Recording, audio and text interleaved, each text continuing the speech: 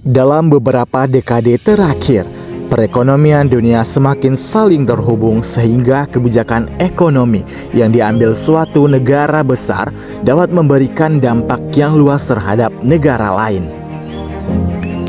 Salah satu contoh kebijakan yang memiliki pengaruh global adalah quantitative easing atau QE, yaitu kebijakan moneter non-konvensional yang dilakukan oleh bank sentral dengan membeli surat berharga atau obligasi dalam jumlah besar untuk meningkatkan jumlah uang beredar di masyarakat.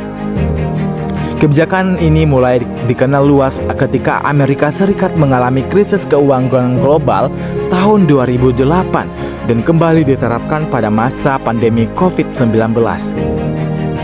Sebagai Ketua Federal Reserve pada periode 2014 sampai 2018, Janet Yellen mendukung penggunaan quantitative easing sebagai instrumen untuk menjaga stabilitas ekonomi Amerika Serikat. Menurut pandangannya, ketika suku bunga acuan sudah mendekati nol, bank sentral perlu menggunakan instrumen lain agar aktivitas ekonomi tetap berjalan, tingkat pengangguran menurun, serta inflasi tetap berada pada sasaran yang diinginkan. Dari sudut pandang Amerika Serikat, kebijakan tersebut terbukti mampu mempercepat pemulihan ekonomi. Namun, bagi negara berkembang seperti Indonesia, quantitative easing justru memunculkan tantangan baru, berupa volatilitas pasar keuangan, perubahan arus modal internasional, serta tekanan terhadap nilai tukar mata uang. Fenomena ini menunjukkan bahwa kebijakan moneter negara maju tidak hanya berdampak terhadap ekonomi domestiknya, tetapi juga menghasilkan spillover effect yang cukup besar terhadap negara-negara berkembang. Quantitative easing dilakukan dengan cara bank sentral membeli obligasi pemerintah maupun aset keuangan lainnya menggunakan uang baru yang diciptakan secara elektronik. Tujuannya adalah meningkatkan likuiditas perbankan, menurunkan suku bunga jangka panjang, memperbesar penyaluran kredit, meningkatkan investasi, dan akhirnya mendorong pertumbuhan ekonomi. Ketika quantitative easing dilakukan, tingkat suku bunga di Amerika Serikat menjadi sangat rendah. Investor global kemudian mencari negara yang memberikan imbal hasil lebih tinggi, termasuk Indonesia. Akibatnya terjadi capital inflow dalam jumlah besar ke pasar saham dan obligasi Indonesia. Kondisi ini sempat memperkuat nilai tukar rupiah dan meningkatkan likuiditas pasar keuangan domestik. Namun, kondisi tersebut bersifat sementara. Ketika Federal Reserve mulai mengurangi quantitative easing atau menaikkan suku bunga, investor menarik kembali dananya menuju Amerika Serikat.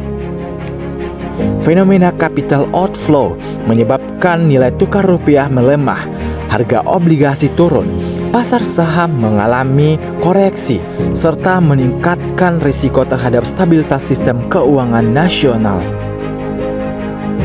Menurut Janet Yellen, kebijakan quantitative easing memang dirancang untuk memenuhi mandat Reserve dalam menjaga stabilitas harga dan kesempatan kerja di Amerika Serikat.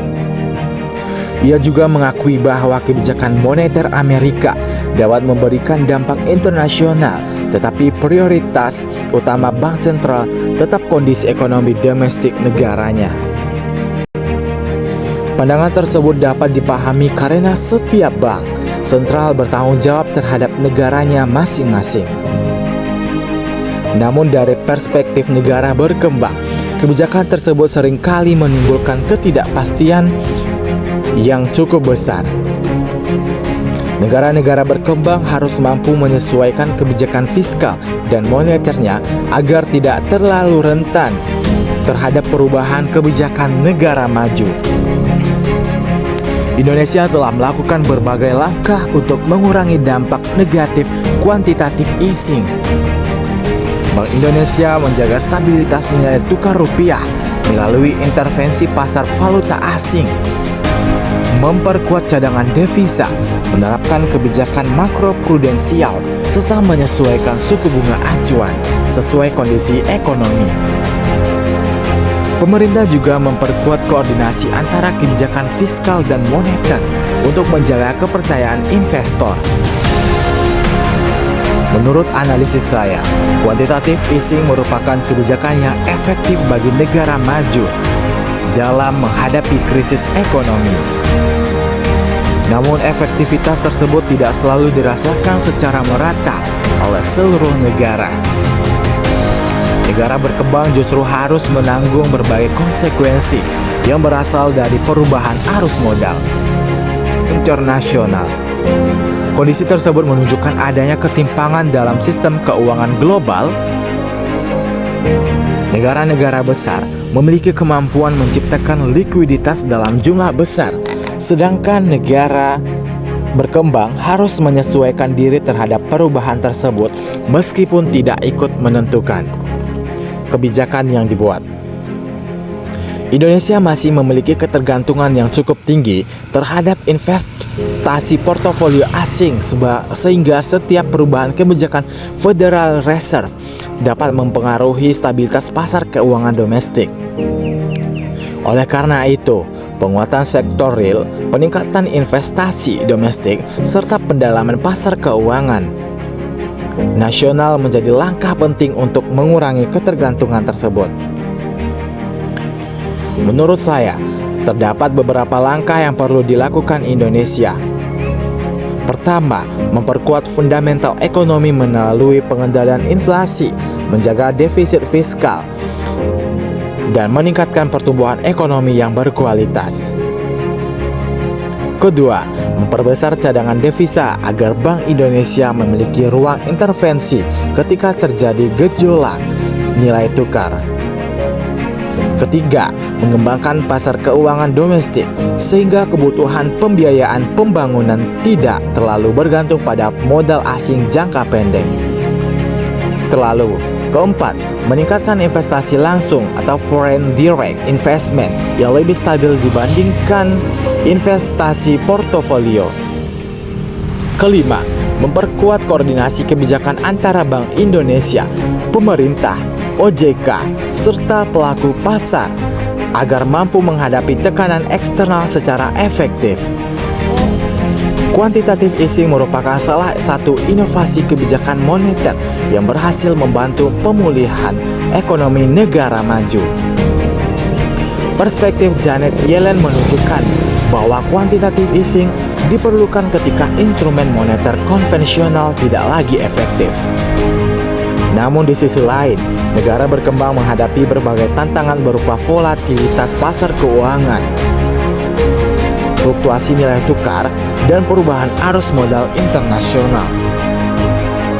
Oleh karena itu, Indonesia perlu terus memperkuat ketahanan ekonomi nasional agar tidak terlalu rentan terhadap perubahan kebijakan moneter negara maju. Dengan fundamental ekonomi yang kuat, koordinasi kebijakan yang baik, serta pengembangan sektor keuangan domestik, Indonesia dapat meminimalkan dampak negatif quantitative easing sekaligus memanfaatkan peluang yang muncul dari dinamika ekonomi global.